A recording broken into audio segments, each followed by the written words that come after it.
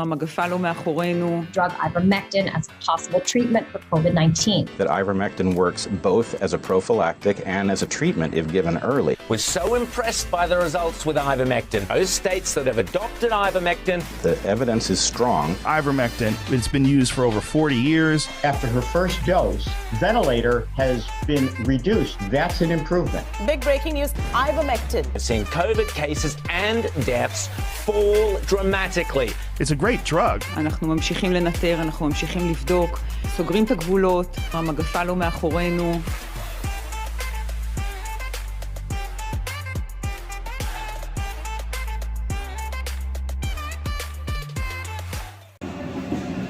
ובערך בראש השנה, אני, אשתי, הילדים, נדבקנו בקורונה, הבחנו חיוביים.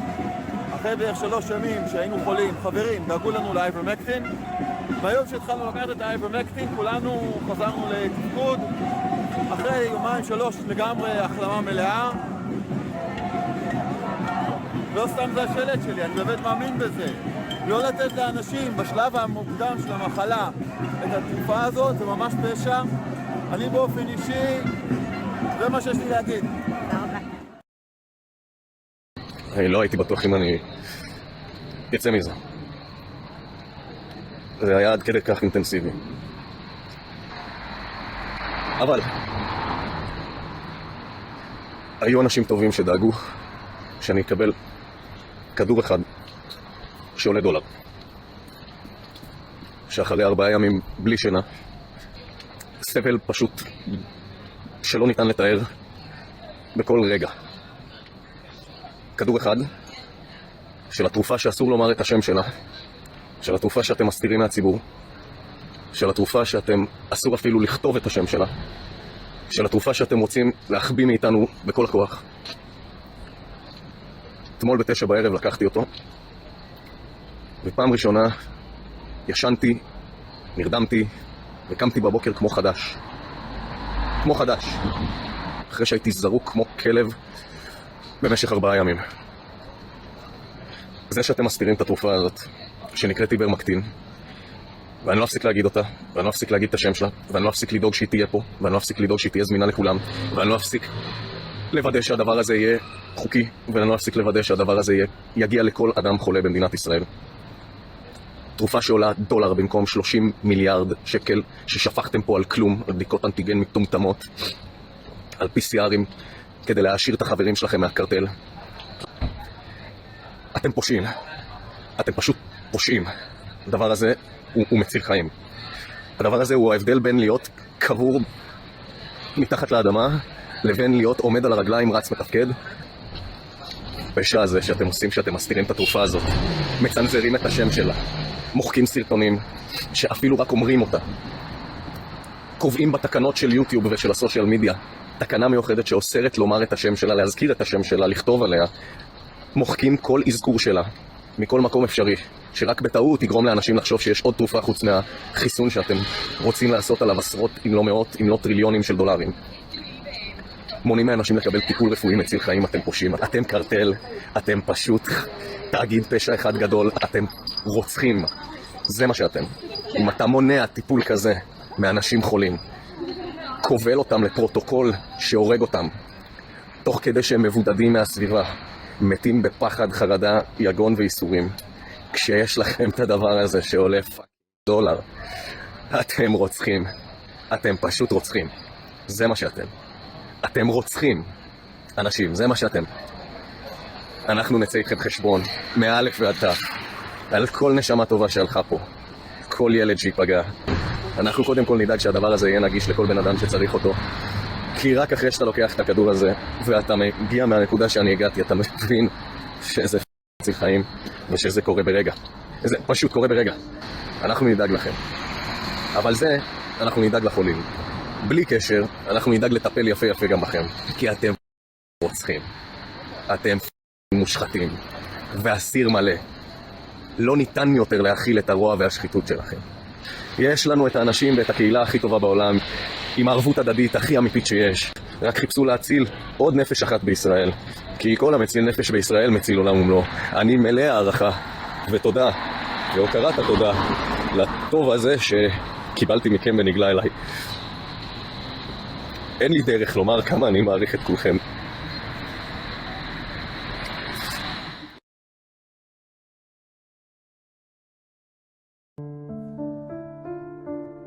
Mark McDonald is a physician. He's a clinical psychiatrist. He joins us tonight. Doctor, thanks so much for coming on. Before we get into why people are being denied ivermectin, do you think there's hope in ivermectin? Is it potentially an effective therapeutic for COVID? It could be a lifesaver. This medication, which has been shown to be safe, incredibly safe, and amazingly effective for parasitic infections in children. In fact, it was so effective that the inventor won a Nobel Prize just a few years ago, has in many ways cured this viral pandemic in the countries where it's been instituted, more recently or most recently in Uttar Pradesh in India. This drug is safe, it's effective, and it needs to be available widely to all patients in consultation with their doctor. CNN's against it for reasons that really baffle me, but as a result of that, apparently CVS and Walgreens, which really dominate pharmacies in this country, are in some places refusing to prescribe it, we are hearing. Why would that be? Well, this has happened to my patients, it's happened to patients of my colleagues, it's happening all over the country. Pharmacists are getting in between doctors and patients. They're denying life-saving medication, and they are complicit in hospitalizations and deaths from those patients. But as you just asked, the real question is why? Aren't we all supposed to be here to save lives, to improve health outcomes? And yet the only story we're hearing is mass, universal, coerced vaccination. So early treatment, not just with ivermectin, but with all of the therapeutics that have been used in the past year, is amazingly and mysteriously attacked, denied, ignored. Anybody who touches it, it's like touching the third rail. I discussed it a few months ago, and they came after me. My Twitter account was suspended. It's still suspended, even after I appealed. But the Twitter courts are apparently not in session now, and they haven't responded to my emails in the last 3 weeks. Perhaps this segment will help unlock it. Other physicians have been similarly attacked. They've had their prescriptions denied. So why is it happening? Why is early, safe, effective treatment not being talked about? I think that's a very, very important question. But you can buy Xanax by the pound, which kills an untold number of Americans every year. Really quick, as a doctor, can you, just between us, can you actually get ivermectin if you really want it? Is it available, or is it just totally shut down? It depends on where you go. Chain pharmacies, very, very difficult. Small pharmacies, independents, compounding pharmacies, and a small pharmacy here in Los Angeles where I send my patients have supplies. So you can get it if you look for it, but you often have to make many, many phone calls. Okay, so I'm starting to see a theme here. Big companies that control everything, bad. Small independent companies that can use independent judgment, good. Doctor, I appreciate your coming on. I really hope that what you're saying finds a wide audience, because I think it's interesting at the very least and potentially amazing at the best. Thank you so much. Brett Weinstein joins us tonight. Brett, thanks so much for coming on. So, tell us, I mean, I think those are the bare bones of the story. Tell us what you think this means and why Google would be opposed to talking about ivermectin. It's confusing in some ways. It is confusing, but I think to understand it, the thing to do is to consider the question of what would be ideal from the perspective of the pharmaceutical industry at the moment. It would be ideal if vaccines were recommended for all people, irrespective of their age, irrespective of whether they had already had COVID-19, and irrespective of whether or not they were pregnant. And it would be essential that there were no safe and effective alternatives to the vaccine, because if there were safe and effective alternatives, the emergency use authorizations that allow the administration of the vaccines would evaporate. So I think ultimately that is at the root. And what we see is that all of those things that I've called ideal and essential are in fact the position, the official position of the CDC, which the tech sector has encoded as their censorship policy on the social media platforms. It's just horrifying. And it was particularly striking since, I mean, you spent your life in science. You're a professor of science, of hard science too, not sociology. So you have concluded from watching carefully in your experience that this really is being driven by the pharma companies. You hate to think that. Well, It's a little hard to say. I can say that that is the only hypothesis I have heard that explains our current position on who should be vaccinated and what treatments should be administered. At the moment, it is not acknowledged that we have drugs that work on COVID-19, and so they're not being administered. And that is a medical abomination. The fact is, even if the skeptics were right, and they are not, the evidence is strong that ivermectin works both as a prophylactic and as a treatment if given early. But even if the skeptics were right and the data was inconclusive, because ivermectin is a safe drug, you would still administer it to people who showed up with COVID, rather than sending them home until they're so sick that they need to be rescued by a hospital. That's exactly right. And so ivermectin has strong support, and it's disappointing to see misinformation coming from the media and other government sources. But Doc, you and I are the misinformation. I saw some articles today. They quoted you and I from a few weeks back or months back talking about this and other stuff and saying we're spreading the misinformation. Well, I'm sorry. I'm going to throw it at the mainstream media and say they've got blood on their hands. If we have different drugs that we could be using and therapeutics that are going to either kick COVID in the butt, reduce the symptoms, instead of taking an experimental vaccine, which doesn't even fall under the guidelines of a true vaccine. And first this morning, the potentially deadly impact of censorship and media cover-ups, as evidence mounts that big tech and corporate media have silenced truthful facts about COVID to the detriment of the American people. My first guests this morning were studying and questioning potential treatments for COVID-19 throughout the pandemic. And despite evidence of safety and efficacy of early treatment from at least one drug that's been on the market for treating other sicknesses, any mention of either ivermectin or, to a lesser extent, hydroxychloroquine was met with attacks and takedowns by political operatives and some media. Such mentions or posts were censored by social media. This week, the Department of Health and Human Services reported it will spend more than $3 billion on developing and manufacturing antiviral treatments to treat COVID-19. In fact, Anthony Fauci was quoted as saying pills taken at home to treat COVID would be a powerful tool in our effort to prevent death from COVID. But to date, more than 600,000 Americans have already died in the last year. Wisconsin Senator Ron Johnson was among the first to question why certain medicines were being ignored or criticized to treat COVID-19. He joins me right now, along with Dr. Pierre Corey, an infectious disease specialist whose testimony before Senator Johnson's committee was censored by Google's YouTube. Both men made the case that early treatment of COVID, even for those with mild symptoms, prevents later hospitalizations. So why weren't we doing it? Gentlemen, thank you so much for being here this morning. Good to have you both. And Dr. Corey, let me play a bit of your testimony in front of Senator Johnson's committee on treating COVID. Watch this. Our next witness is here in person, Dr. Pierre Corey. Dr. Corey is the former associate professor and chief of the critical care service and medical director of the Trauma and Life Support Center at the University of Wisconsin, and recently joined the ICU service at Aurora St. Luke Medical Center in Milwaukee. He is board certified in critical medicine, pulmonary diseases, and internal medicine. Dr. Corey has traveled across multiple states in the U.S. to care for COVID-19 patients throughout the pandemic. He is also the president of the Frontline COVID-19 Critical Care Alliance, a nonprofit organization of critical care specialists led by Professor Paul Marik, whose mission over the last 9 months is focused on the research and development of effective treatment protocols for COVID-19 using repurposed drugs. And Dr. Corey, I have to tell you, I've had doctors come up to me and thank me for holding that hearing where they listened to you, change their thinking.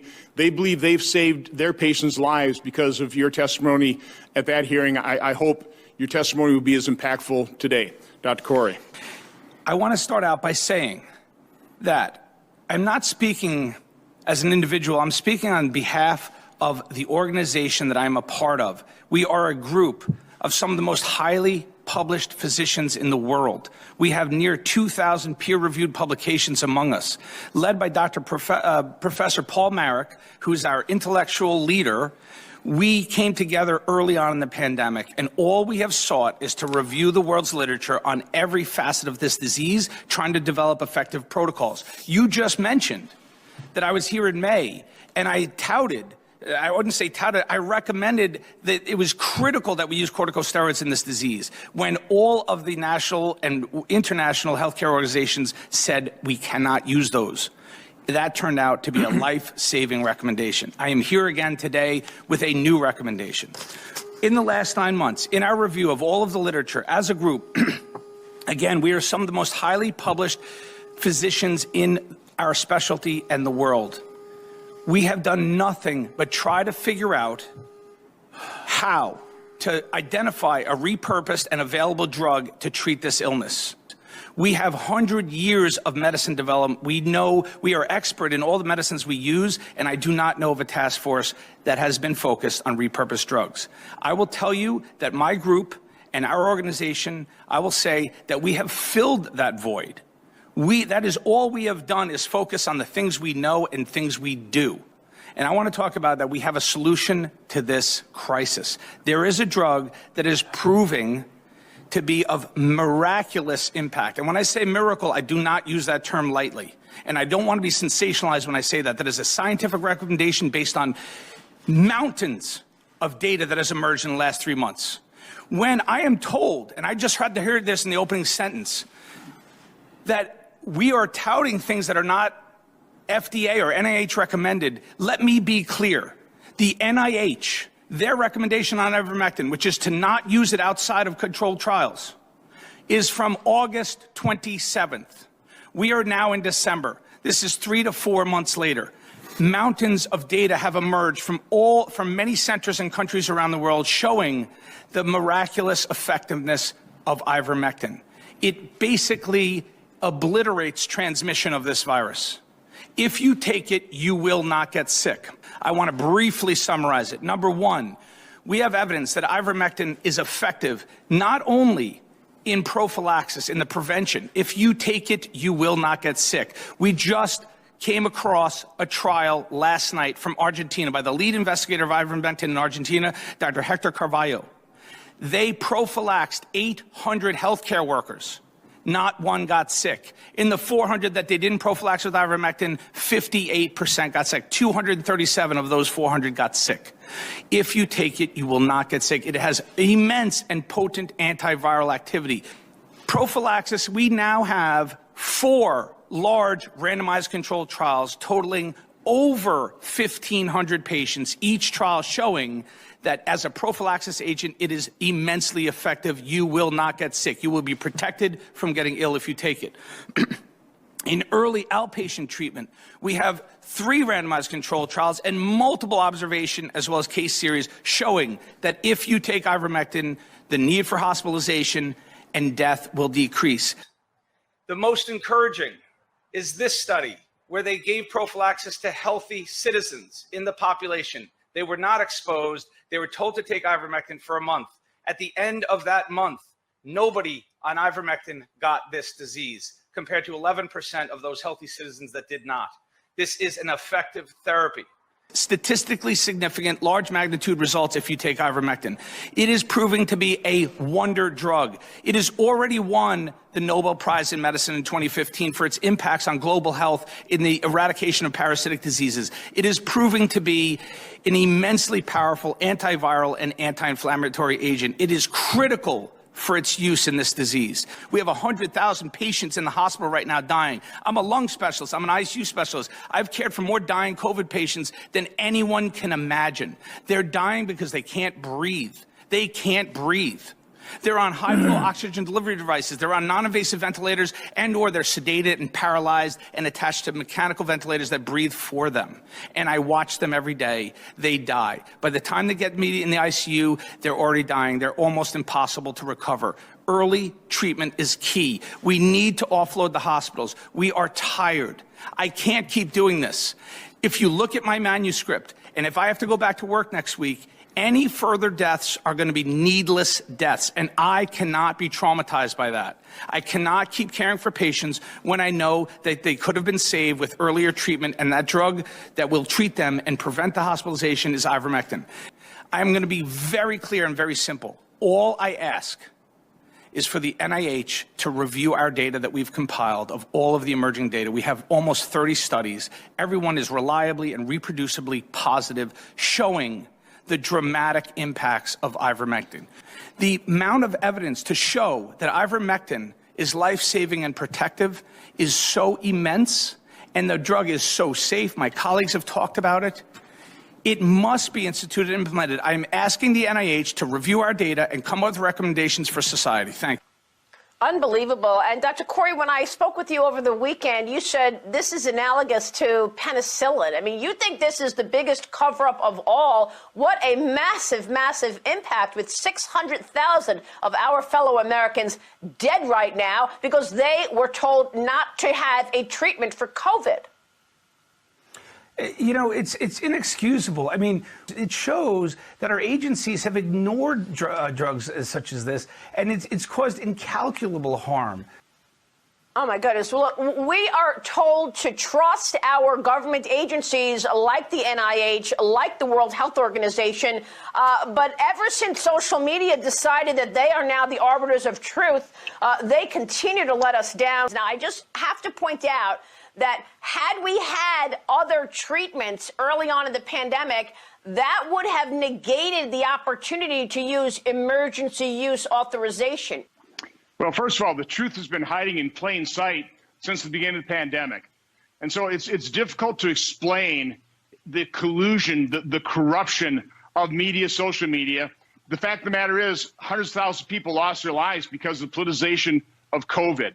And I would personally much rather put my faith in doctors like Dr. Corey, Dr. McCulloch, Dr. Fareed, that also testified before my committee. These doctors that have the courage and compassion to actually treat patients. And my plea to Americans is go on other social media sites. This information isn't 100% suppressed. If you get COVID, seek a doctor that will actually treat your disease because there is treatment for it.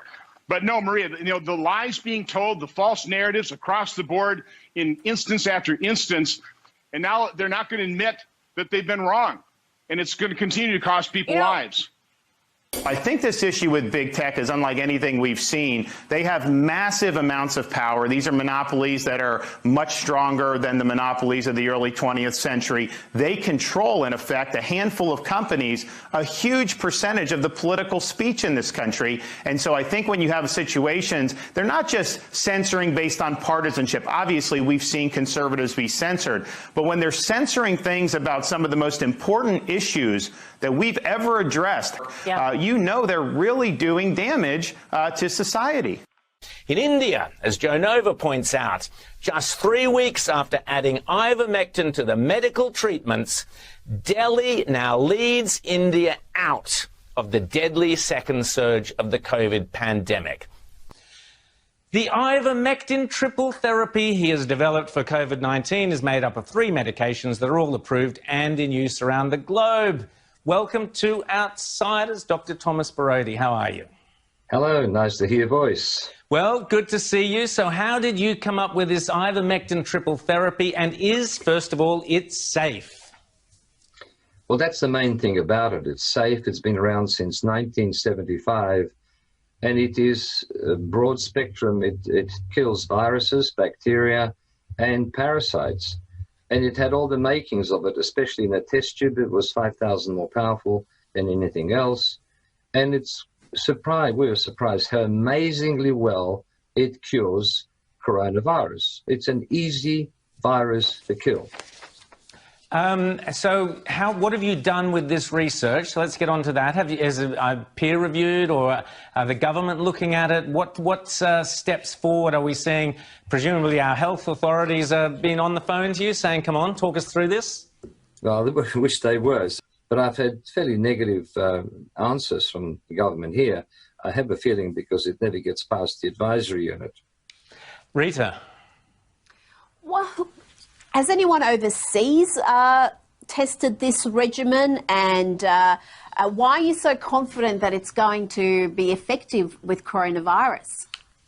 Well, because there are multiple works done elsewhere, because it's an antiparasitic. It sits across South America, quite a bit in the USA, also India and Bangladesh.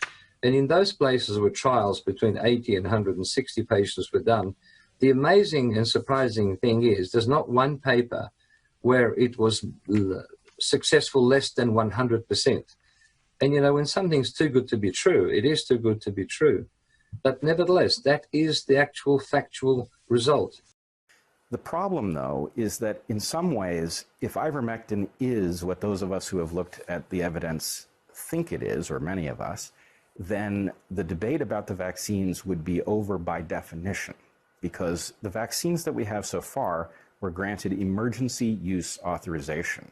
And that emergency use authorization has as a condition that there be no safe and effective treatments available. So if ivermectin, a drug out of patent, is safe and effective for treating and, more importantly, preventing COVID, then there shouldn't be vaccines that we're administering. They should be in testing, and we should be finding out whether they are or are not safe. What is the case for ivermectin? No Australian doctor will prescribe it because of threats from the Therapeutic Goods Administration. Or are they beholden to the big pharmaceutical companies? The evidence is now overwhelming. Observational evidence from countries that have widely adopted ivermectin and crushed COVID. Before we go to Craig Kelly, here is Dr. Teresa Laurie, the director of the evidence-based medicine consultancy in Bath in the UK. I'm Dr. Tess Laurie. I'm not speaking to the authorities today. Today I'm speaking to those of us who've taken the Hippocratic Oath. You have sworn to do the very best for your patients, and ivermectin is the only thing we have that treats COVID at all stages. We have evaluated the evidence properly, and we can see that ivermectin substantially reduces deaths from COVID and prevents infections. There's a mountain of evidence that for some reason or other the health authorities are not properly evaluating. I know you're really busy, but it is your duty to look at the evidence and decide for yourselves whether or not ivermectin is worth a shot.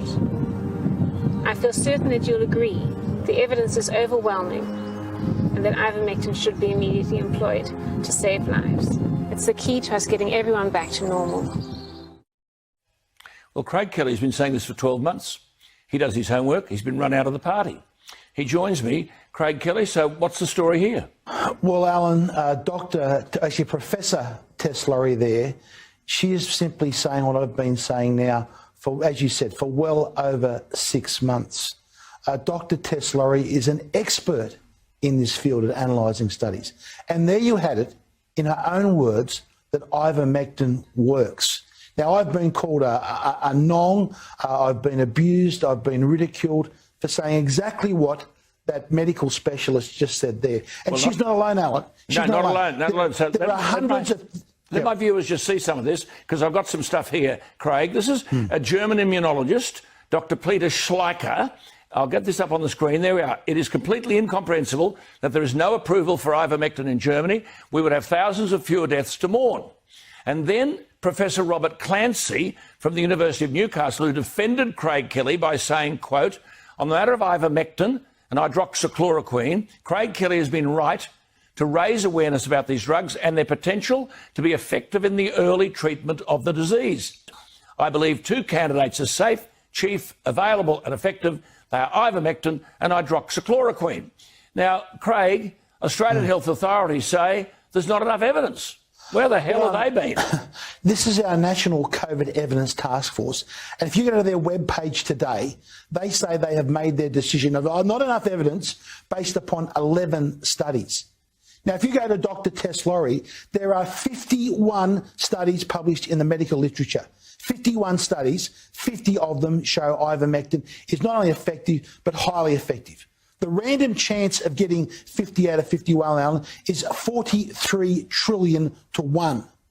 And yet we have these bureaucrats in this country that are refusing to look at the evidence. And it is an absolute outrage. It is a disgrace. It is happening not only in Australia, but in almost every other developed Western country. Let's have a look at Dr. Christine Clark in an article published in the UK Pharmacy magazine. It'll come up on your screen. In the UK, the best way forward would be for... There are 12 studies, prophylaxis studies, that show ivermectin has a close to 90% efficacy, but we've had ivermectin, 3.7 billion doses given over more than 30 years that we know the safety profile of. It is the people that are pushing the vaccines that for some reason wanting to stamp and suppress the treatment of ivermectin. Okay. And Alan, millions of people are dead because of this. This is how serious this actually is. Good on you. Craig, one thing I'd say that our public should know, the ivermectin tablet is $2. That's right. The big pharmaceutical companies don't want this sort of stuff. There is a lot of dishonesty at work here. Craig, you're welcome here any time. The public are entitled to hear what you have to say, and you do your homework. Thank you for sharing it with us. So, you know, our protocols are based on science, the best available science, and they've evolved since March and April last year. And, you know, we believe in science and we believe in the truth. And unfortunately, the truth has been suppressed because there are safe, effective ways to treat this virus. It's a treatable disease. They don't want you to know that. This is a treatable disease. And the lies and misinformation just have to stop. They have to stop lying to you. The FDA and the CDC lie. There's no other way to put this. This idea that ivermectin is a dangerous horse deworming medicine is horseshit. I'm sorry to say that. It is nonsense. Millions of people on this planet have been treated with ivermectin. It is one of the safest medications. 4 billion applications, I believe, over the course of 3 decades. And that was a couple of years ago. By now, I'm sure it's many more. After penicillin... 2 deaths per year. After penicillin, this is probably the most important medication ever developed by the medical science. It's had a greater impact on humanity than almost any other drug except penicillin. Nobel Peace Prize was won for it, correct? Yes, it's the only antimicrobial drug ever to receive a Nobel Prize. And it is safe. It is safe. It is safer than Tylenol. You're more likely to die from aspirin or Tylenol than taking ivermectin. It's in fact impossible almost to kill someone with ivermectin. It's so safe. Whenever somebody tells you that ivermectin is not approved, first of all, it's already won Nobel Peace Prize. It should probably get a third Nobel Peace Prize for treatment of COVID, quite frankly. Maybe it will.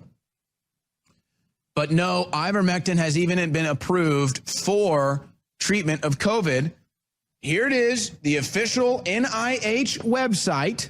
Anybody can find this, the NIH website, Table 2E, characteristics of antiviral agents that are approved or under evaluation for the treatment of COVID-19. This was updated on July 8th of this year. And you go there and you can click on the table, again, available, Table 2E, the NIH official website, okay, on their COVID treatment website, right there, and you click on that. All right, takes you to this table right here. Okay, there it is. And there it is, ivermectin, right there. Right there. And guess what? It also lists the clinical trials right there. But there it is, folks, NIH website, ivermectin, approved use for treating COVID. NIH website with the clinical trials. And they say it doesn't exist. And they say it's only for horses. What a bunch of liars our media have become. What a bunch of liars our politicians have become. Really sad. Ivermectin is getting a pretty bad rap here in the United States, all over the Western world, really. And to be fair, that's probably for a good reason. I mean, it was developed in the 80s specifically for humans and was later found to be effective for treating animals as well, has been used safely for decades, has no known drug interactions, revolutionized healthcare in Africa and has saved millions of lives, won a Nobel Prize for its success treating humans in 2015, and is on the WHO's list of the safest, most effective medicines in the entire world. The problem, as we've discussed, is that ivermectin is cheap and widely available, and it won't make Pfizer or Moderna $60 billion a year like selling the investigational vaccine will. But is there any evidence that it actually works to treat the coronavirus? Actually, yes, quite a lot in fact. In India, in the state of Uttar Pradesh, which has a population of 240 million people, the government has been widely promoting the use of ivermectin to treat Wuhan virus patients. And instead of headlines reporting thousands and millions of deaths from deadly horse medicine, state leaders have just declared that Uttar Pradesh is now officially COVID-free. In India's state of Uttar Pradesh, just 5.8% of the population are fully vaccinated. In the United States, Nearly 60% of Americans are fully vaccinated. In India's state, the rate of COVID positivity is 0.01%. In the United States, it's 7.6%. And in India, they're widely promoting the use of ivermectin to treat the China virus. In the United States, doctors will lose their medical license if they prescribe ivermectin, and our top so-called medical professionals dismiss the drug as nothing more than dewormer for barnyard animals. Do you see a connection here? A region with nearly as many people as the entire United States is totally COVID-free. And the recovery rate in India, which no one in America seems to be talking about either, is 98.7%. So what does all this tell us? That maybe, just maybe, there's something to the claims that ivermectin can and does work against the coronavirus. But no, instead, you have the high prophet of pharma, the good doctor, Anthony Fauci, condemning it, and even major news outlets running fake stories about how 70% of Mississippi's poison control calls are for people taking ivermectin. That story turned out to be totally false. Never happened. Rather than saving lives, the political, medical, and media establishment are promoting false stories about a safe drug, claiming it will kill you, and instead promoting an untested, unproven drug that actually is killing young, healthy people with no underlying conditions. New Japanese research backs up the use of ivermectin to treat COVID-19. Scientists have found that the antiviral medication puts up a fight against the CCP virus, even its Omicron variant. NTD's Miguel Moreno reports. Japanese conglomerate Kowa says ivermectin had the same antiviral effect on all mutant strains, including Alpha, Delta, and Omicron. Ivermectin is a drug that's been used by the World Health Organization for over 30 years to treat parasitic infections in humans. But the Food and Drug Administration and other health experts have advised against its use to treat COVID-19. Kowa says the antiviral drug suppresses invasion of the virus and inhibits its replication. The company expects ivermectin to be used as a therapeutic drug for all new coronavirus infectious diseases. The drug has already been widely used in India, Brazil, and other countries as a preventative measure. But the U.S. National Institutes of Health says there isn't enough data to recommend either for or against the use of ivermectin to treat the disease. Miguel Moreno, NTD News. Dr. Corey, walk us through ivermectin. Now, ivermectin is a drug made by Merck. It has been on the market for a long time. Now, this new news that we got on Friday that Fauci says they're looking for treatments for COVID now. One of the treatments that they're looking at is made by Merck. So the ivermectin Merck drug is off patent, right? The pharma companies aren't making any money on that because it's off patent. Tell us about that. Yeah, so that's correct. I mean, they do not make money off of ivermectin anymore. That's an old drug. Many different manufacturers make it. Briefly, that is one of the oldest and safest drugs we have. I mean, it's been given all around the world for decades, 4 billion doses. That testimony that you played that I gave in December, the evidence was convincing then. It's now overwhelming. Just yesterday, a paper by some of the top researchers in the world concluded that ivermectin leads to a massive reduction in the amount of patients who are dying. We're getting reports from all over the world, from Mexico, that put it into their public health policy, that huge numbers of patients are avoiding hospitalization and death. In Argentina and then certain states in India, we know it's working. It's working around the world, and nobody in the United States is hearing about it. So does this boil down to money then, Dr. Corey? I mean, this drug made by Merck, ivermectin, is off patent. They're not making any money on it anymore. But now Fauci says he's looking at a drug that's going to be a patented drug made by Merck. Aren't the underlying chemicals the same? So now they're going to have that on patent so that they could make a huge profit on it? Well, that is so clearly, it's a glaring example of the system that we're in, which is that for-profit medicines are favored to almost the total exclusion of nonprofit medicines. And so you see all of this money being thrown at pharmaceutical companies to develop new therapies when we already have existing repurposed drugs that are highly effective. They will never develop a drug that is more effective than ivermectin. I find it absurd. Our government just committed over $4 billion in 2 different areas this week to try to find an oral antiviral early treatment therapy. We have it now. We can save so many lives. This is a treatable disease. We've identified that drug, and it needs to be systematically deployed throughout the healthcare system.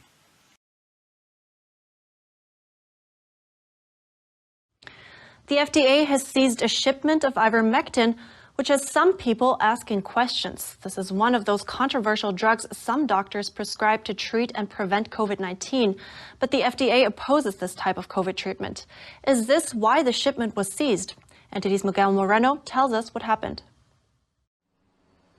The Food and Drug Administration, or FDA, discourages people from using ivermectin to treat COVID-19. Ivermectin is an anti-parasitic drug used to treat several other diseases in humans. According to an attorney with Siri and Glimstead, the FDA is doing more than discouraging its use. Robert Durkin is an attorney with Arnold Golden Gregory. Durkin says he worked at the FDA for over 12 years before joining the law firm. Do you think this has anything to do with the FDA's efforts to discourage people from using ivermectin to treat COVID?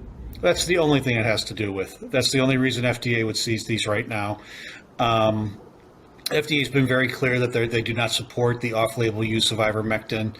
They've made it difficult for physicians and other healthcare practitioners to practice the art of medicine in using ivermectin off-label for COVID. The only reason FDA has seized this package is because it does not want ivermectin used to treat COVID. Durkin tells me the FDA isn't releasing data on how many ivermectin shipments it seizes, so we don't know how often this happens. Some studies published by NIH suggest that this inexpensive therapeutic reduces disease and death in COVID-19 patients. But now my concern is we're seeing those who got multiple shots are dying of, in studies, are dying of all-cause mortality, all other causes at higher rates in that vaccinated group. So my background concern is with a background in immunology, pathology, virology. When I looked at the technology rolling forth, knew the history of SARS-CoV-1, and antibodies forever. You get a shot, you make an antibody forever. A therapy is temporary. You give somebody a therapy, which I did for many patients and helped them and lost not a single patient. That therapy goes away, but that antibody doesn't. It's good at first, but becomes your enemy down the road if it's the wrong antibody. You're recognized. So you're stating that you did not lose a single patient and you still didn't answer the question if you prescribed anything else. So yes, I did. Do you want to restate that you did not lose a single patient? Yes, I will restate that. Okay. I did not lose a single patient. Not a single patient was hospitalized. Not a single patient passed away. Yes, I used ivermectin, hydroxychloroquine, budesonide, fenofibrate, etc. So I invite people to ask basic questions and to then decide. Consider the drug ivermectin. It's been given in 3.7 billion doses over 60 years. No adverse effects, safe. Ivermectin is off patent, affordable. In 2013, ivermectin was approved in Australia for treating diseases. In 2014, I took ivermectin after work in India. It cured me. No adverse effects. Australian doctors regularly prescribe ivermectin for illnesses. Is it effective with COVID? In April 2020 in the Senate, I raised ivermectin's promising in vitro trials at Monash University. Counties, states and regions in South America, Asia, Africa and Europe have had amazing success with ivermectin for treating, curing and preventing COVID. More than 40 peer-reviewed scientific papers have been published hailing ivermectin's success treating COVID. A study among Indian healthcare workers showed 83% reduction in COVID infections with just 2 tablets. Ivermectin overseas is recognised as a cure. Now, I'm told Queensland doctors and dentists are stockpiling ivermectin for their families. An internationally respected Australian specialist recently saved 24 very sick patients in quarantine using ivermectin. All quickly recovered. 2 others, not treated, died. Overseas, ivermectin is a prophylactic, stopping COVID transmission. Where vaccines are failing, ivermectin is succeeding. How many deaths would have been saved if the Health Minister had acted? I have prescriptions for ivermectin from 2 doctors. Why can't all Australians have that freedom to choose? Why isn't Australia's government adopting ivermectin? Why did the TGA threaten and try to silence me with a letter when I discussed ivermectin with constituents as their representative in Parliament? I mentioned ivermectin in a YouTube video and was banned for a week. Member of Parliament Craig Kelly makes statements based on solid data. After speaking about ivermectin, Facebook banned him forever. Why are doctors scared of being struck off the doctor's registry if they prescribe ivermectin to cure their patients? Why is the government not using ivermectin as a proven, safe, affordable lifesaver? Over the past year, ivermectin has been successful where used against COVID in some Indian states and in some South American, European and Asian countries. There are over 40 medical and scientific papers which hail ivermectin's success. So why is it banned for this use with COVID in Australia? It raises serious questions about Big Pharma's monopoly. YouTube has banned any videos that even mention ivermectin as a possible COVID treatment. They even took down one of my videos, and I'm a federal senator. The federal government's Therapeutic Goods Administration wrote me a threatening letter for publicly discussing ivermectin. The way I see it, I'm a duly elected member of Australia's National Parliament, doing my lawful duty, sharing accurate data and information with you. Is dishonest Big Pharma afraid of losing its hundreds of billions of dollars in profits? Is the government afraid to admit they've made a huge mistake? I have no financial or other ties with vaccine makers or ivermectin or drug companies. My interest is in ensuring we protect people's health and restore our nation's economic health and security. That's why alternative and complementary treatments must be available. On the best evidence we have, ivermectin should be available, must be available. Without it, the government has blood on its hands.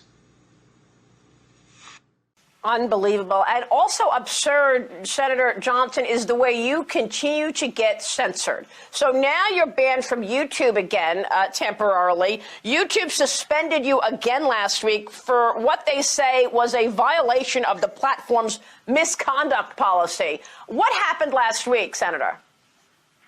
Well, again, just what I've been saying for well over a year is I've been trying to alert Americans the fact that there are early treatments options and try and find them. They pulled that off. And by the way, you know, Maria, if it weren't for Fox Nation, if you had to rely on YouTube, this segment right here would be censored immediately on YouTube. Think of that.